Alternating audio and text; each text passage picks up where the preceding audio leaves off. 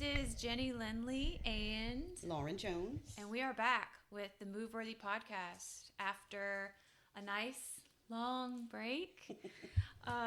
Lots of changes in 25, a lot of good changes, some big moves, I guess. Sold our office. Lauren got really busy. Life changed, and now we're back. 2026, new year. We're excited to be here.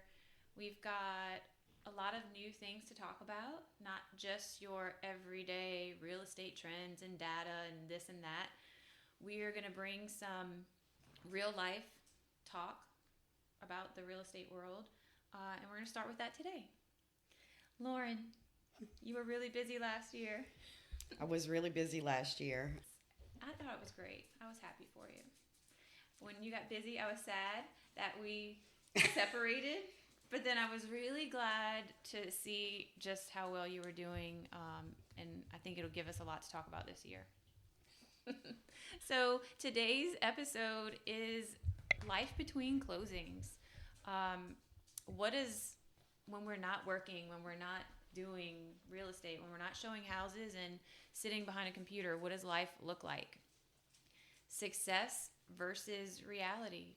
What people see is the successes and the houses and this, and the closings, and what they don't see is the grind, the stress, the time behind the computer, putting out fires.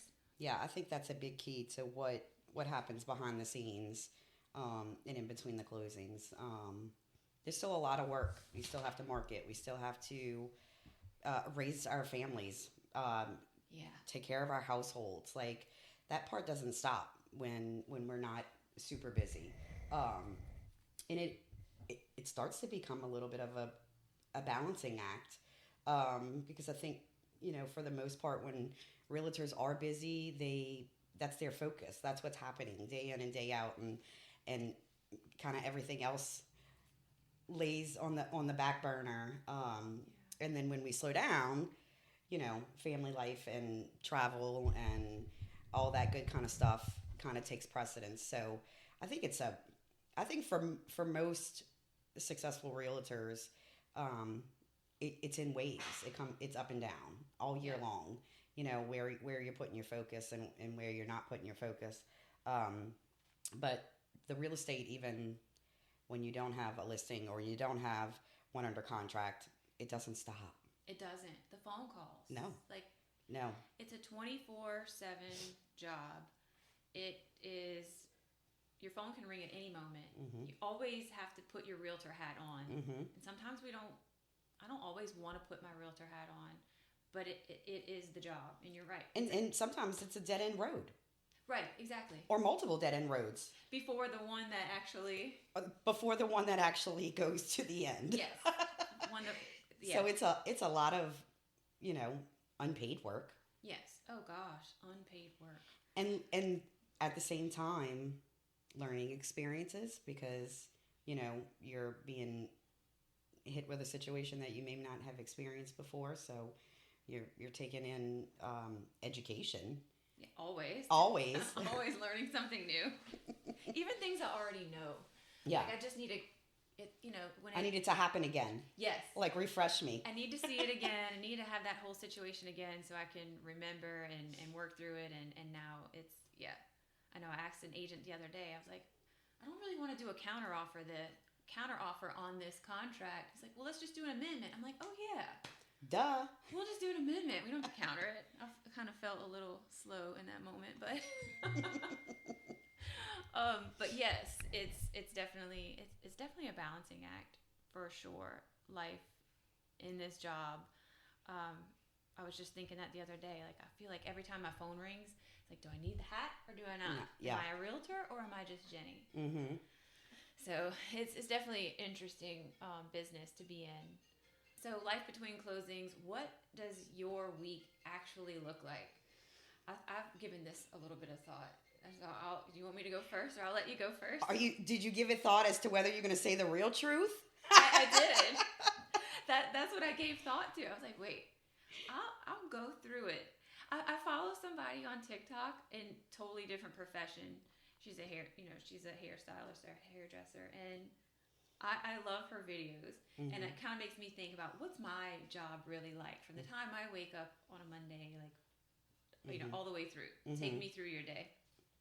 So I don't know. You want to go? Yeah. It really depends on, and we kind of briefly talked about this. I feel like the longer I'm in real estate, the shorter of a time it takes me to get specific things accomplished. Things come easier to you. Things get done quicker. You've mastered certain procedures and, just ways of doing things. I think time management is huge when you're a realtor. So I think with experience, you've learned to manage your time better too. For me, a typical day, of course, I start with my kids. Normally my phone starts ringing sometimes at 7 o'clock in the morning. I do not answer those calls. I will talk to you when I get my kids settled, and I don't take that away from them. Our mornings are super hectic. I have one that I have to get to Metairie for private school, and then I have a 7-year-old that I have to get in elementary school. So, it's not, I can't just get out of my house at a specific time. I can't get away from that. If I do, I'm totally off track and I'm totally off schedule. And that's their time too. And it is. Yeah. It's their time too. Like I said, it's a balanced thing. I used to, all the time, I would take calls, and then I would be like way behind in the morning. By the time I got them off to school, I didn't even have time to like shower and put makeup on. So I was throwing my hair in a bun and a t-shirt and running out the door. And that's kind of how I was just living. Chaos. It was like, no, we can't do this. Yeah. So I definitely have gotten better over time with time management. I get myself together in the mornings when the kids are getting themselves together, and I don't start my day until 9 o'clock. It's a good solid time. I don't have appointments before then. I don't take calls before then. And if I get a call, I'll shoot them a text. Hey, as soon as I get my kids settled and off and going, I'll give you a call back. Yeah. Typically the mornings I spend answering emails, doing estimates if I have to do a CMA, looking at comps on different things. My computer time is typically first thing in the morning. And then I'll usually have appointments scheduled ahead of time. I try, unless I'm in the area, I try not to, make myself crazy saying, yeah, I can meet you there in 20 minutes. Right. That sets your whole day off. Yeah. And if I have time, I will. And if I'm in the area, I will. Yeah. But I've also learned, and I used to do this all the time, I would have a listing in Harvey and one in Lutcher. And then I would, I'd go to Harvey at 9 o'clock in the morning and then be in Lutcher for 11 o'clock. That's just craziness. Yeah. And then sometimes have to go back to Harvey because somebody else wants to see it. No. Yeah. I've learned to, schedule my appointments together and, accommodate my clients as much as possible for sure. But I can't be, all over. Yeah. So anyway, but my appointments typically I schedule between 12 o'clock and 3 o'clock. I usually do carpool, dinner, and then I'll take appointments again between 6 and 8 because I have to get, I have to get dinner done, husband, whatever he needs, and kids to extracurricular stuff. Right. So that's typically what my day looks like. And if I don't have appointments, sometimes it's only those 3 hours that I'm working on the computer that I spend on real estate. Yeah.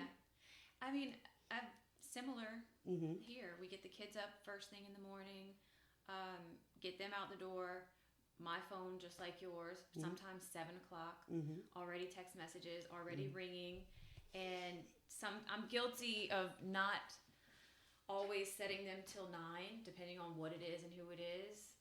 And lately I've been finding myself drifting back into that. And I don't like it because it does mess up your day. It messes up my rhythm in the morning. It messes up what I need to do next, my to-do list, that once the kids are gone and then I'm showered and I'm dressed, I'm making my coffee, I come sit at my computer, check what I need to do for the day. And then same as you, my appointments usually come a little bit later. I got in a really bad habit of scheduling appointments super early from about, I would say, the end of the summer through November, I got a little bit busy. And I let things get a little hectic. So I was scheduling early appointments, which really would mess me up in the morning. I like to work out in the morning a few days a week, and I find that makes me feel better throughout the day. And if I don't work out and I sleep late, I feel like it ruins my entire day. I told Robert, I feel like I'm behind the gun. He goes, I don't like that analogy. I said, well, I feel like I'm behind, and I don't know, behind the gun felt like the right term. But it does. It makes me feel really rushed the rest of the day. Like I don't have things in order and they're not. But don't you feel like that when you're like that, you're not as productive? Oh, absolutely. Chasing your own ass and chasing your own thoughts and not really getting anything accomplished? No, because I'll sit at this computer and like, what do I need to do again? Then I'll look at my phone. Are there any text messages? Like, what's going on? And then I have my calendar. And then both of my kids are in sports. So we have extracurriculars after school. My afternoons are usually full. If I'm doing appointments, they're going to be between 10 and 2-ish. And then the rest of my evening is with the kids. And then, of course, even during those things, I'm text messaging. You know, our phones are so easy. I'm in my emails. I'm answering calls and questions. But, yeah, if my morning routine gets messed up, I feel like the whole day is done. The whole day is ruined. Like, just might as well set it on fire and start over. And we're going to talk about that. I mean, we can even segue into that, is like setting boundaries. Saying no, not picking up that phone until 9 o'clock. At least letting your clients know, hey, I got your text. You know, I'm going to be with you. Give me a couple hours or give me an hour, whatever time it is. Right. And like, hey, I'm going to get to you. And most things aren't, you know, emergencies. Right. But everything is important, obviously. Yeah. But yeah, it's the day. There are days, and then there's the days that I don't have a lot of real estate work to do, or if I've taken care of everything in the morning and I don't have any appointments, then the rest of my day is kind of free. But I fill it up with family things. I fill it up. My husband is retired now, so I fill it with him. I'm like, hey, let's go ride and do this. Let's go here. I've been bringing him on. Like, hey, come ride to this house with me. I got to put a sign up. Or, hey, I got to go measure this house. He's been doing some of that with me, which is nice. I like having him home. Yeah. But I keep things in my calendar that may not be time pressing, but really need to get done. I'll put something in my calendar with an alert on it, and I'll put it on repeat daily. And as I go through, you know, each day, I'll look at those things and I'll be like, okay, well, I have time to tackle this thing today. So, you know, I'll do it and take it off. But everything stays on there on repeat every day. Every day. And it could be real estate too. Like, you know, create a marketing post about something. Like, for example, do my 2025 recap. I mean, it's been on repeat since January 1st and I just got it done. Yeah. But I feel like those are things that aren't super time pressing, but, you know, I need to tackle, and it just keeps it right in front of my face. Yeah. And so I find that is very helpful for me, you know, as far as what happens on a daily basis. If I have the time that I usually spend on real estate and I have really nothing to do, I'll tackle those few things. Go through that. Yeah. Yeah. I'm not good with the phone calendar, so I have my paper calendar, and I created a few images to put on my computer screen. One is like what I need to do each day. Mondays, I always send my updates to my clients, the buyers, the sellers, give them an update about what's going on. So I made a schedule for Tuesday and a Wednesday. Like, here's some things, like if I find myself needing to know what to do, I'll take a look at that. And so that's been helpful instead of it being on my phone, but it's something that'll remind me every day. Yeah. Make sure you just, if you have a minute, do this. Yes. Or once you get your real work done, do this. Or I'll see something on TikTok and be like, oh, that's a great idea. And I'll jot it down and be like, okay, we'll try that when I get a free minute. Yeah. I'm bad about screenshots. Like, I went through my phone the other day. I have so many screenshots. And it's things I want to go back and look at that I never do. So I made it a point the other day to go back and look through my screenshots. I was like, oh, this was a good idea. Oh, I did like this. And then I deleted probably 80% of them. That's so funny. What do you think are the biggest misconceptions about the industry? About the industry or about buyers and sellers? I would say, what do you think the biggest misconception is about, let's say, real estate agents? Because, Well, I think the biggest misconception is that buyers and sellers think they don't need a real estate agent. And you know, I follow this girl on TikTok. Her name's Jordan Nutter, and she's a mortgage lender. And she had a client that came to her and said that he wanted to put an offer on a house, and you know, wanted to get pre-qualified. And she was like, well, you know, go ahead and do your application and then have your agent get with me. And he was like, no, we're not going to use an agent. We're going to do this ourselves. So they did, and of course, everything under the sun happened. He didn't get inspections done because he didn't know there was a deadline to do it. It was something was about scheduling the appraisal. Then he decided that he didn't want the property anymore. He decided to back out of the contract, and so he ended up getting hit with a lawsuit for 10% of the sale. And he was like, well, why didn't you tell me that this was a thing? And she's like, I'm your lender. I'm not your agent. I've advised you to get an agent. You didn't get an agent. And then, it was the good faith deposit. He never paid the good faith deposit. And of course it didn't get flagged because normally the agent would handle, you know, that transition between him and the title company. And anyway, it was a bunch of things. And I just, you know, for us, that's a very normal process. For a buyer or a seller, they don't know the normal process. Right. So, you know, I think that's the biggest misconception for me, is that buyers and sellers really don't know, you know, what goes into a real estate transaction, and they think they don't need a realtor, or they don't think it's worth the money. Right. And now, of course, with buyer agency and this and that, I think it's a really, I think there's some people on TikTok who say, you know, they'll comment on real estate posts and things like that and say, you don't even need an agent. I don't know why we have to do this. It couldn't be any more false based on what you just said, especially. I think it is the biggest misconception about real estate. I would say another big misconception is that it's easy, which goes along with that too. Another misconception is that we're making millions. Yeah. We're really not. I mean, there are some agents, and that all depends on your market. You know, the type of money that you make in this industry. But yeah, I would say it's easy.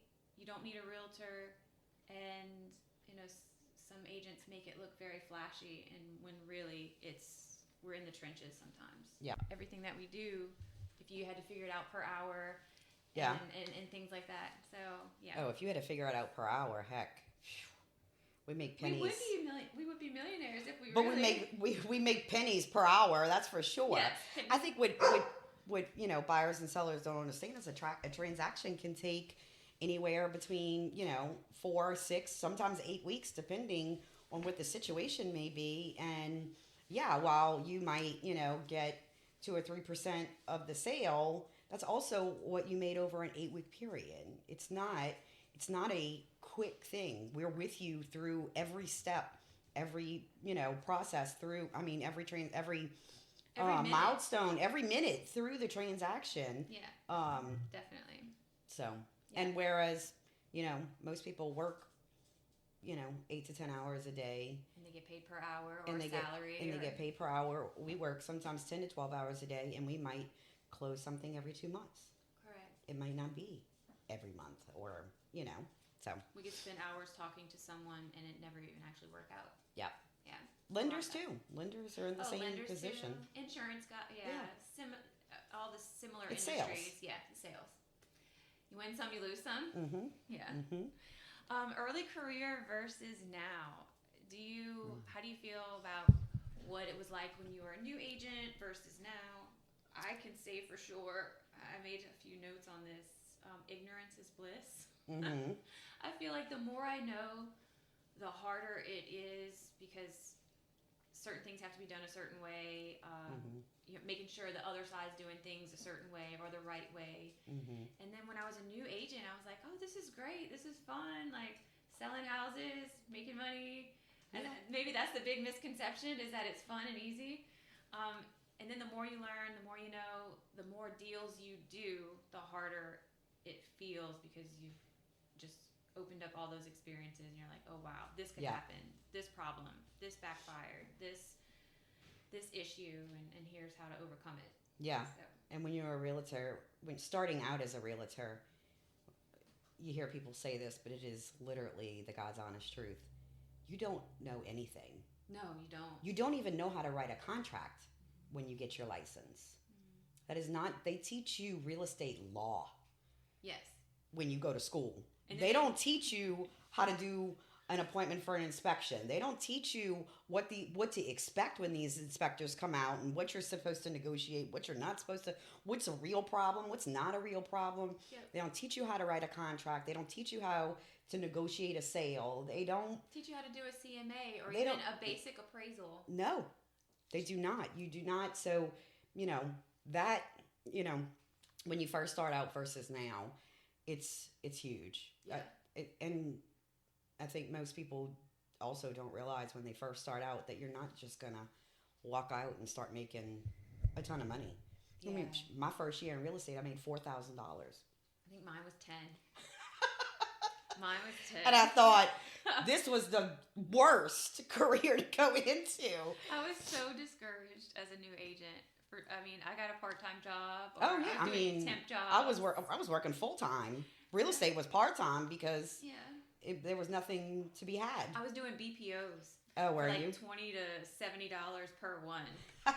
And it was easy at first because their templates were super easy, and then all these big websites like ResNet and Prop Offer, all these different sites came out, and then the BPOs got a little bit harder. I was like, I don't know how to use these sites. Right. And that was in 2009, so there was a lot of BPOs and foreclosures happening. Yeah. And I did get paid for a few, but I was doing whatever I could do. Oh yeah. To justify. I definitely kept a full-time job for a long time. Actually, I got licensed in 2016, and I kept a full-time job until I came to GL. To GL. In 2019. I remember that. Mm-hmm. You were able to leave your full-time job because of our great commission splits. Right. So, oh man. All right. So balance, burnout, and boundaries. We've kind of touched on this already. Burnout moments. I mean, I've had many over the years. Just those moments where, do I want to keep doing this? Am I going to retire doing this? Am I going to go get a full-time job or a part-time job? Or even, what else would I want to do? Those I've thought about those moments a lot. I think it's there's no real estate agent out there that can tell you they never get burnt out, because it's a grind. It is a full-time grind. Yeah.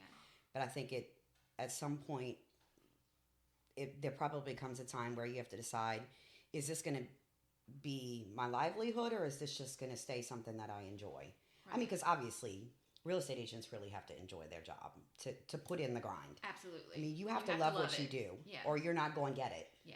And you have to go get it. Absolutely. You can't just sit back and expect it to come to you. Right. And if you do, you're probably not a successful real estate agent. Right. You know what I mean? Because it doesn't just fall in your lap. Right. But so I think, there does come a point in time where you have to decide, okay, am I doing this just to love it and I'm okay with what I make regardless I make? Or, is this my livelihood? Do I need this to survive? Do I need to, put in the extra grind or not?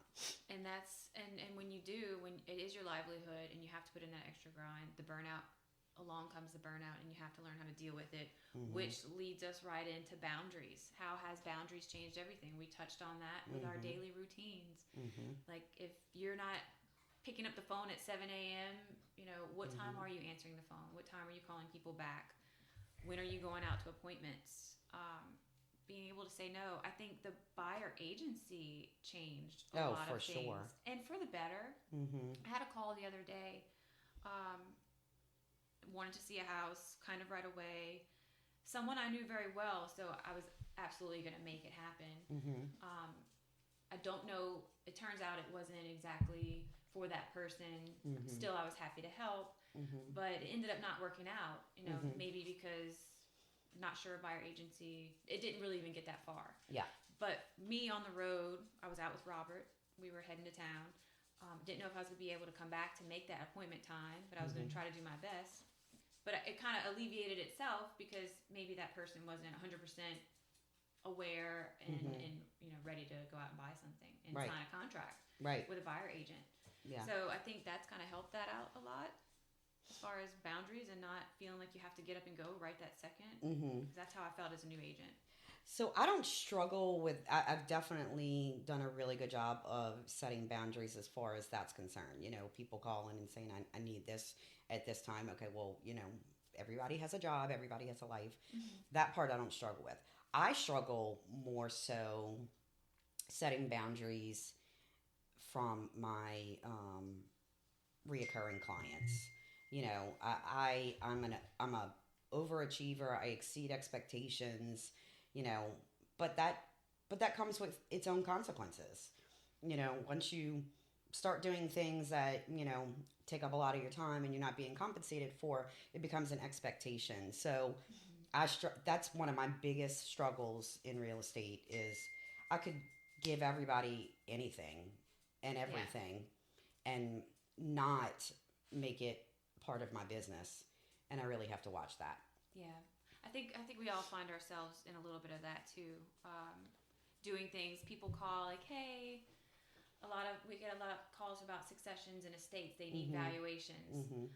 Hey, what does that cost? Mm-hmm. For a while, I didn't charge for that. Yeah. And then I started charging. It's not a huge fee, but it's like it is taking me time. It is. Yes. It is a process. I do the paperwork, and then I put my name and my license number on it. Yeah. So I did eventually start charging for that, but at one point I was doing so many CMAs for people for free. Yeah. For the longest time, I was like, wait a minute, I've changed that. Mm-hmm. But yeah, I think boundaries have helped a lot, and I think the longer you're in the business, the more consistent your business becomes, the easier it is to set some of those boundaries, or even to know what those boundaries are. Because in the beginning, you really don't know. Well, in the beginning, you're so hungry. You're like, you'll do anything. Do anything. Just to get your name out there and, experience and whatever the case may be. Yep, absolutely. Let's see. Learning when to say no. I feel like we've covered that. Life outside of real estate. We'll touch on this a little bit, and then we'll close it out with advice to new agents. But what do you like to do for fun? Like what some of your hobbies? I know y'all like to travel. We do. We do quite a bit of traveling. We do like to be away. Yeah, I mean, but I'm also a huge crafter too. I really love, crafting. I wish there was more time for that, honestly. Yeah. But again, I have issues with boundaries on that too. I feel like I can't charge for my time, so I could never make it a business. Yeah. I would spend more than I made. But I do. I really enjoy making shirts and just doing different crafts for people, and decorations and whatnots, gifts. That's definitely a love and a passion of mine. Yeah, I wish I was a little more. I wish I could paint. I mean, I love art.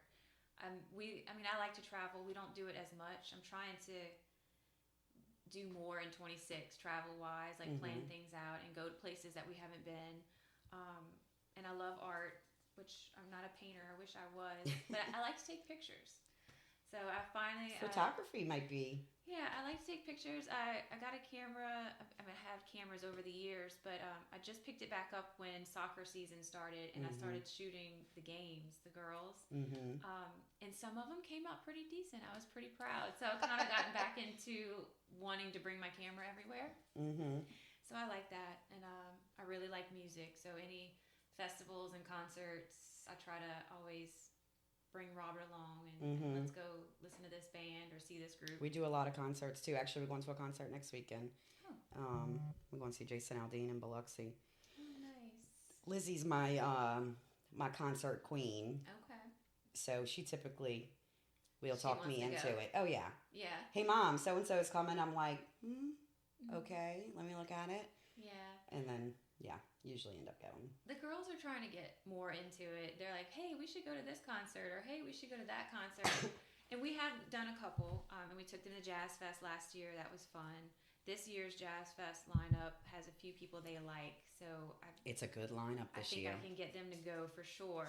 But they're starting to get into the concerts a little bit too, and wanting to go. We'll close it out. Advice to new agents. What would you tell? I met with an agent not too long ago. Since we closed the office, I didn't offer for her to come with GL. I actually referred her to go somewhere else because I felt like she could get more education and time, rather than the way things are set up now for GL. Mm-hmm. And I'll elaborate on that. But what would you say your new advice is? Your advice to new agents is?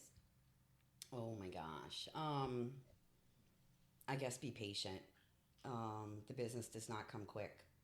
Yeah. It took me 4 to 5 years to actually be comfortable and financially comfortable in what was happening. So being patient when it comes to that, and just try to absorb as much as you can. Yeah. If there's somebody you can shadow or follow, most agents aren't, they're not going to take you on as a team member, but if you're just getting experience, do it. Take advantage of it, because you don't learn half of what you need to know in real estate school. In real estate school, yeah, definitely. I think I feel the same way. Be patient. You have to be patient. It can take years, like you said. First year is not going to be easy.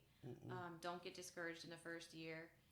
And I would say do the work. And what I mean by that is